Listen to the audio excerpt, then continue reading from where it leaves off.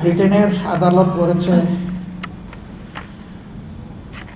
Genocide to the justice, আর আজকে আমাদের আদালত বলেছে আপিল বিভাগ মিসক্যারিয়েজ অফ দ্য জাস্টিস, ন্যায়ভ্রষ্ট রায়, অন্যায় রায়। দোয়া করি, বড় দোয়া করেছি। শেষবার যখন জেলে ছিলাম, জেলে এমনিই পানি আসে চোখের, যারা গিয়েছেন এই অভিজ্ঞতা সবার আছে। শেষ দাগে অনেকগুলা দোয়া করতাম, এর মাঝে একটা দোয়া ছিল, হে আল্লাহ, তোমার গোলাম ইবনে মাজারুল ইসলামকে তুমি বাঁচিয়ে রেখেছো, শেষমেশ তাকে দিয়ে সত্যটা প্রতিষ্ঠিত করে দিও। আল্লাহু আকবার। আল্লাহ তাআলা এই সত্যই প্রতিষ্ঠিত করে দিয়েছেন। এখন তোমার কাছে দোয়া করি, তুমি তোমার গোলামের হায়াত বৃদ্ধি করে দাও, তাকে সুস্থতার পূর্ণ নিয়ামত দান করো। এই ময়দানে ফিরে এসে তিনি যেন জাতিকে নেতৃত্ব দিতে পারেন, তুমি তার জন্য তাকে কবুল করো। আমাদের প্রিয় জাতির কাছে আমাদের অনুরোধ, কষ্ট আমরা বুকে চেপে নিয়েছি, দেশকে ভালোবাসি,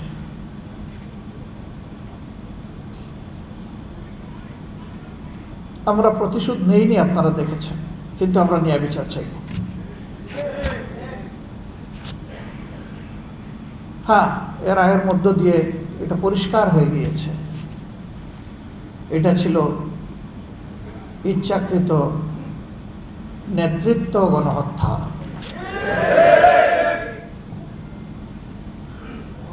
দায়িত্বশীল নেতা ঘরে ঘরে জন্মায় না, প্রতিদিন জন্মায় না, এটা আল্লাহর দান।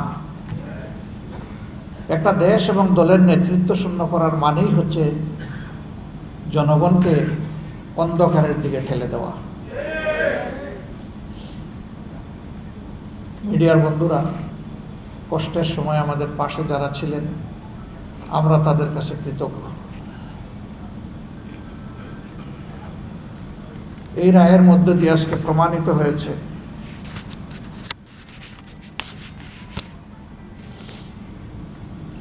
সত্যকে চেপে রাখা যায় না।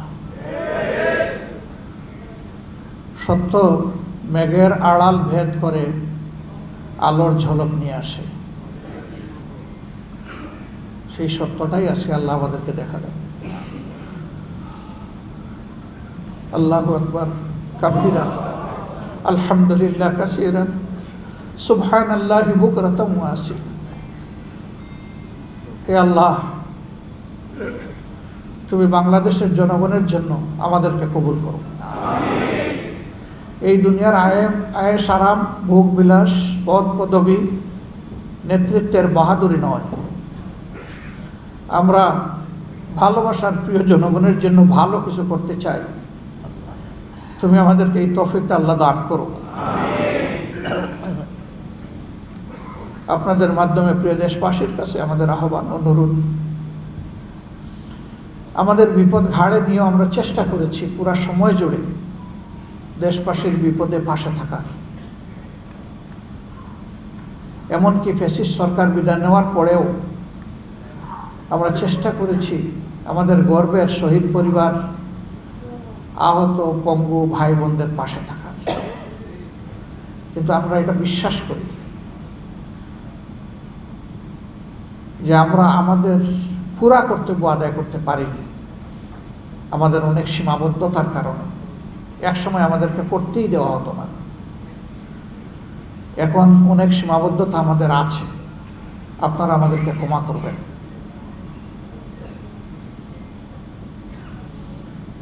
আমাদের কোনো আচরণে, কোনো পারফরমেন্সে আপনারা কষ্ট পেয়ে থাকলে আমাদেরকে ক্ষমা করে দেবেন। যখন যেভাবে হোক, মানুষ আমরা কেউ ভুলের ঊর্ধ্বে না, দল হিসাবে আমরা দাবি করি না যে আমরা ভুলের ঊর্ধ্বে। এই সংগঠনের প্রতিটি কর্মী, সহকর্মী কিংবা দলের দ্বারা যে যেখানে ক্ষতিগ্রস্ত হয়েছে, কষ্ট পেয়েছে, সবার কাছে কোনো শর্ত নাই, বিনা শর্তে মাপ চাই। আপনারা আমাদেরকে ক্ষমা করে দেবেন।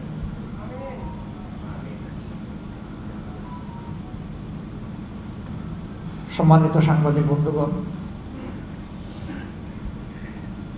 আপনাদের এত ব্যস্ততার মধ্যে আপনারা আজকে কোর্টে গিয়েছেন, এখানে এসেছেন, আর অনেক অ্যাসাইনমেন্ট আপনাদের আছে। রিয়েলি আমরা ইমপ্রেসড। আপনারা এসে আমাদেরকে দারুণ কৃতজ্ঞ করেছেন।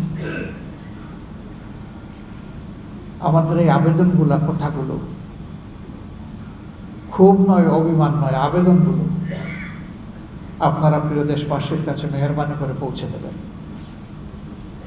আল্লাহ জাতির সহায় হোক।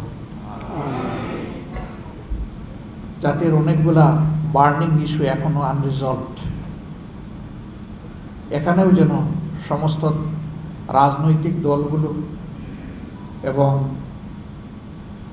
যারা সংশ্লিষ্ট অংশীজন দেশকে ভালোবাসে, সর্বোচ্চ অগ্রাধিকার জনগণের স্বার্থকে দিয়ে আমরা যেন সবাই ভূমিকা পালন করতে পারি। আল্লাহ আমাদেরকে তৌফিক দান করুন।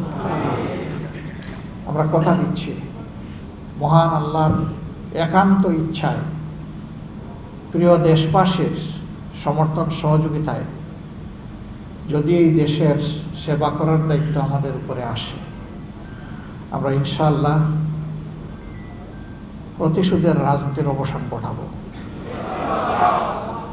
বৈষম্যের রাজনীতির অবসান ইনশাআল্লাহ ঘটাবো, এবং সমাজ থেকে বৈষম্য দূর করার জন্য প্রিয় জনগণকে সাথে নিয়ে আমাদের সবটুকু উজাড় করে আমরা চেষ্টা করব। পাশাপাশি আমরা চাইব আমাদের সমাজ দুর্নীতিমুক্ত হোক, দুঃশাসন মুক্ত হোক, অপরাধ মুক্ত হোক, বৈষম্য মুক্ত হোক, কল্যাণধর্মী সমাজ হোক, মানবিক সমাজ হোক। সেই সমাজ পরিগঠনে আমরা আপনাদের সাহচর্য, বন্ধুত্ব, ভালোবাসা, সমর্থন, দোয়া আমরা কামনা করি। আল্লাহ তাআলা আমাদের দেশবাসীকে হেফাজত করুন, পুরো দেশকে হেফাজত করুন। এই দেশের স্বাধীনতা এবং সার্বভৌমত্বকে আল্লাহ তাআলা অক্ষুণ্ণ রাখুন। সবাই মিলেমিশে একটা সোনালী সমাজ যেন নির্মাণ করতে পারি। আল্লাহ তাআলা এই দেশের মানুষকে সাহায্য করুন। আপনাদের সকলকে আরেকবার ধন্যবাদ, গভীর কৃতজ্ঞতা। আসসালামু আলাইকুম ওয়া রাহমাতুল্লাহ। আজকে আমরা কোনো প্রশ্নের